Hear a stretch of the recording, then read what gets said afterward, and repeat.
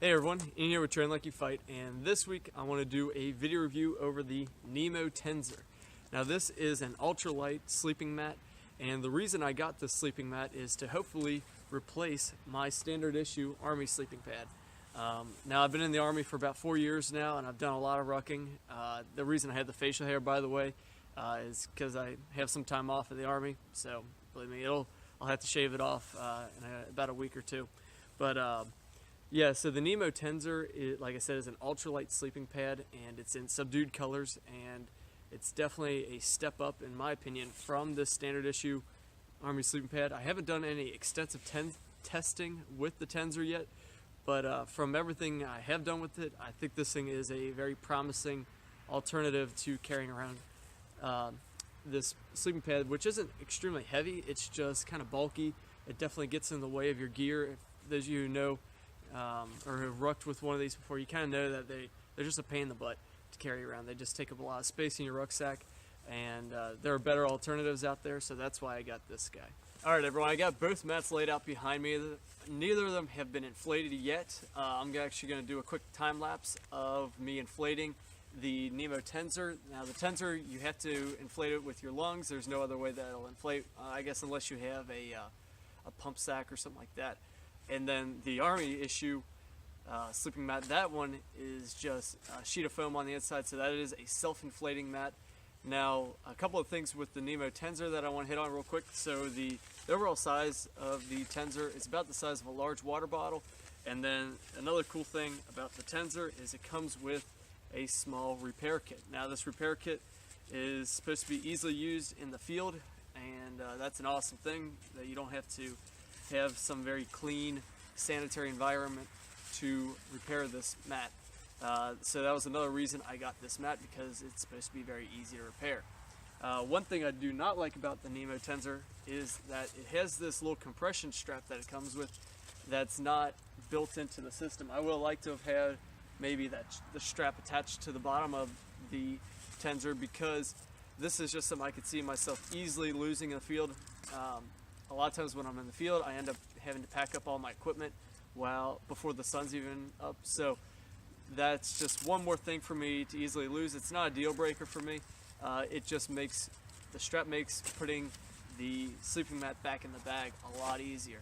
So that's just one disadvantage of the Nemo Tensor. But let's get into inflating these things.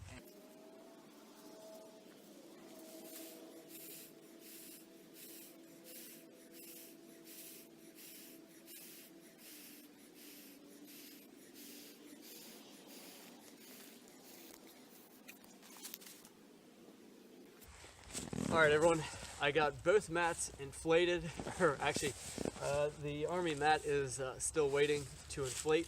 It is advertised as a self-inflating mat, so I'm not going to help it along at all, but from my experience, you'll be here all day long if we decided to wait on that mat to inflate itself. I usually have to just inflate it by just blowing into it like I did with the Tensor.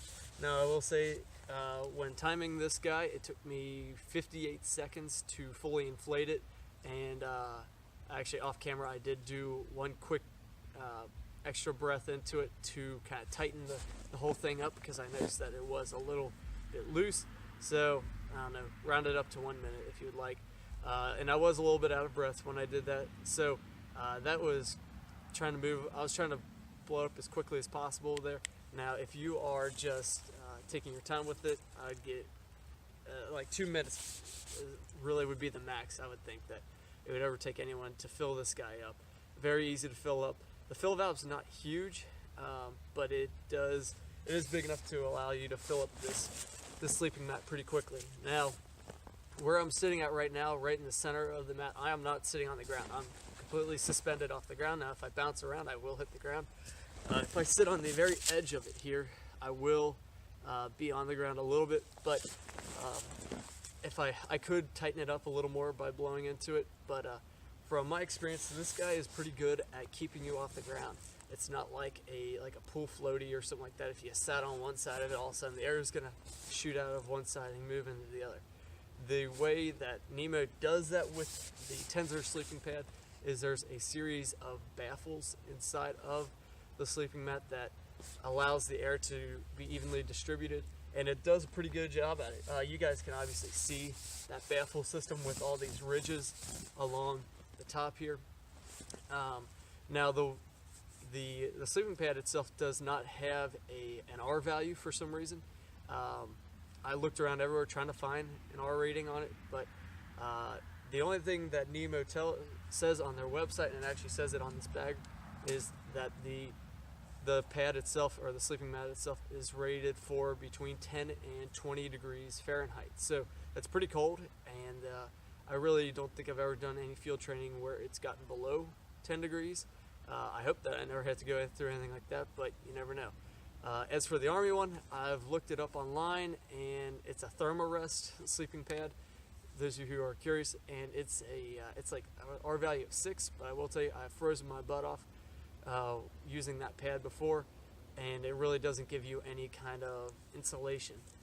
Now the way that they do insulate this sleeping pad, the Nemo, is by using reflective foil, so it's not actually an insulation, it's just reflecting your own body heat back up at you.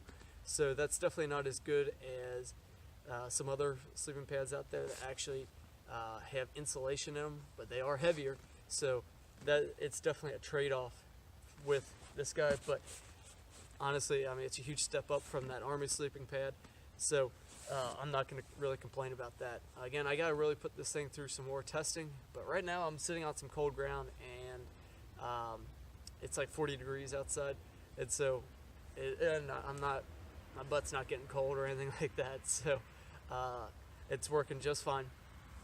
As for filling it up, again, it's not too bad. I really would have liked to have had that, like Sea to Summit makes another sleeping pad, and I love Sea to Summit's fill valves because they're really easy to fill up. They're also easy to add and take out some air without losing all of it, and they're really easy to deflate. They got that huge cork that you just pop right out, and the whole system deflates on its own.